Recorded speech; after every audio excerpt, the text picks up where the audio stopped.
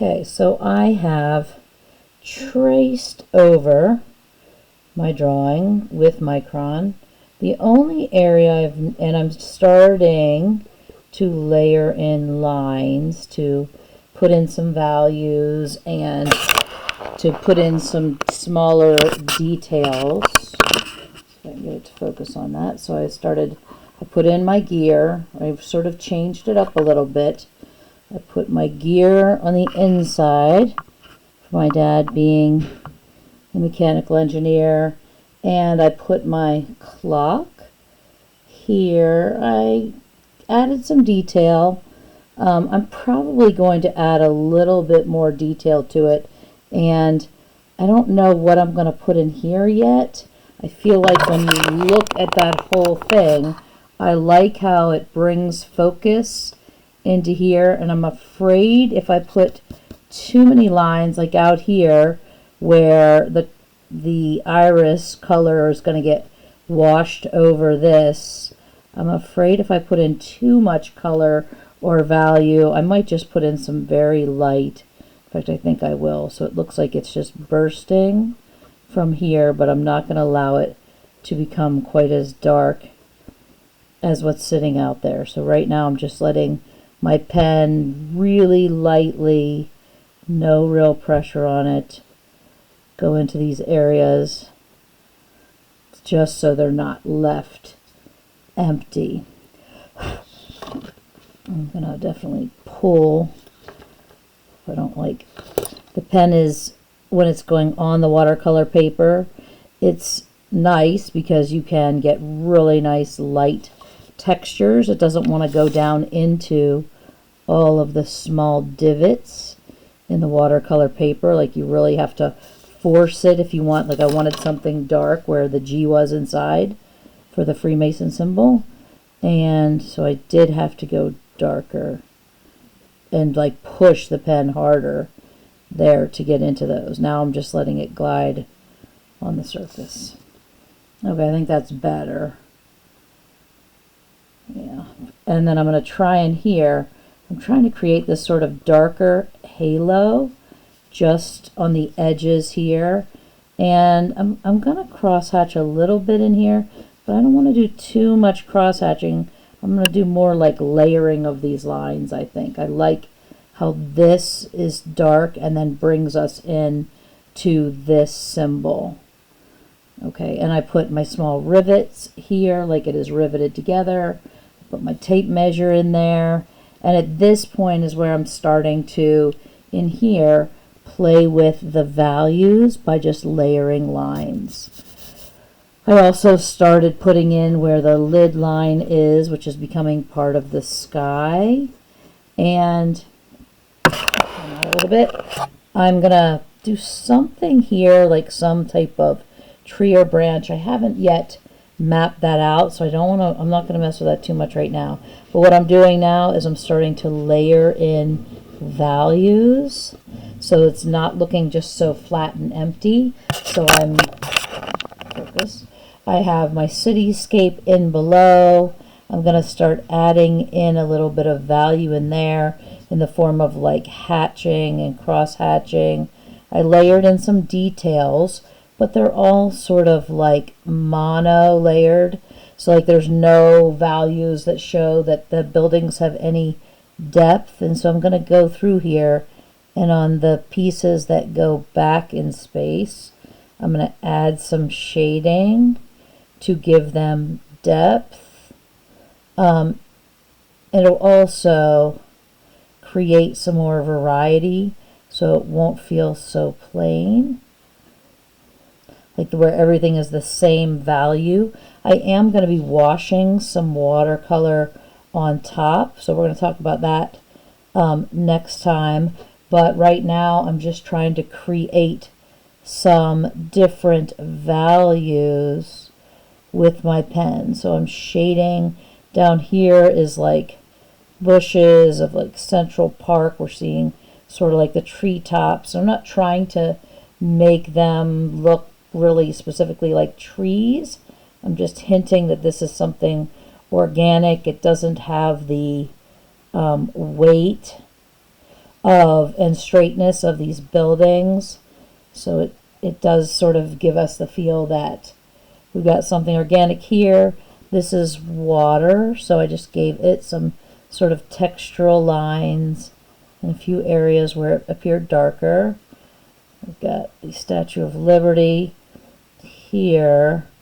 I probably am going to look, so I was looking at just a little drawing of one. I'm probably going to look at a better example and shade maybe some detail into her as well a little bit more. Although I think she stands out enough on this skyline that there's no mistaking with this, with her torch. I love that idea even of the torch. Now, I still need to put in my lashes in here. I'm just shading a little bit of where the lid is. This is the crease of the lid. And then I'm going to give it a little bit of detail here too. This is sort of like the pocket that sits under the eye. So my waterline became my tape measure. And I'm going to give it some like shading here. And it's going to sort of become part of like the skyline's sky. So I'm not trying to be really perfectly creating that depth, but I'm hinting at where that dent would be, and I'm also letting it serve, you know, another function as well. So retaining parts of my eye. So here's the lower lashes. I'm definitely going to go through and exaggerate and layer them up some more. I like that they're spiky and uneven, but right now now I'm starting to push the pen a little harder, really forcing it down into those crevices, so I'm getting some bolder lines out of it now. But I'm making sure that the lashes are going in the right direction, they're curving the right way, and if there's any doubt of what way that should be, we're looking at examples.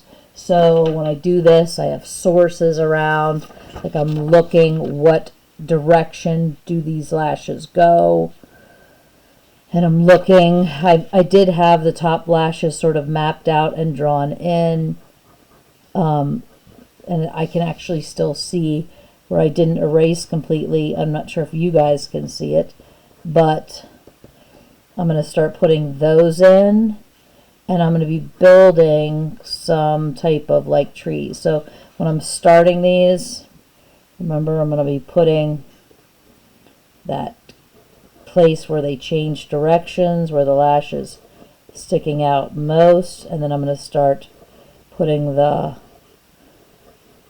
lashes in the correct direction. And once I have that going, so here I've got my direction, and now I'm going to actually put the lashes in because I know I need more. There's multiple lashes through here, layers of small ones and long ones. I'm not going to leave it looking like there's a single lash, and here they're tapering off. So I'm still following what the structure of the eye would be. Now I'm starting to add some of the different length lashes in. Remember in this corner, this is where they're longest. They pull all the way down in the bottom, and I'm going to be layering heavier right on this line, and I'm actually going to turn it so that I can pull these toward me, and I'm layering on this line heavier. So sometimes I'm like turning this so I can work it in the direction where it's most comfortable, but I don't do that until I've actually really mapped out like where stuff's going, because when you start turning the orientation upside down, if you don't know exactly what you're doing, it usually turns into a mess. So and here's where we've got that point where we're turning this way. I definitely want this edge to be exaggerated here.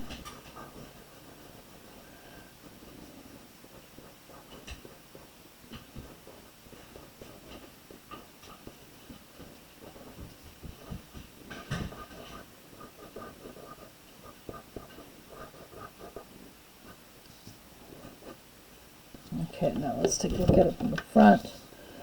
I'll do some more layering through here. Getting shorter as they come to the middle part of the eye.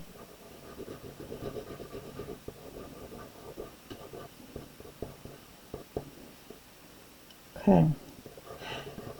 Now, last, I'm going to do the clouds as the brow. And I sort of mapped out where the clouds are, where the brow is going to go. And I'm going to be putting them in with more like a stipple texture. I want them to be sort of wispy, sort of like night clouds. They're probably just going to end up being a very light gray in my dark night sky. And when I say dark, I'm probably just going to do it as like a dark violet-y blue. But I definitely want to put this in so I still have reference to the eyebrow. And I'm going to let it pass right up here next to the moon. I need to definitely do a little more value on the moon.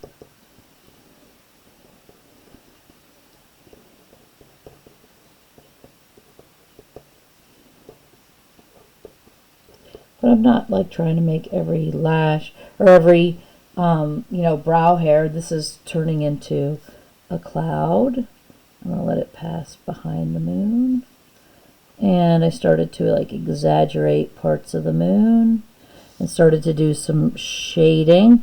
But I'll tell you what, I was looking at a source when I did this and to get the direction that I wanted to go.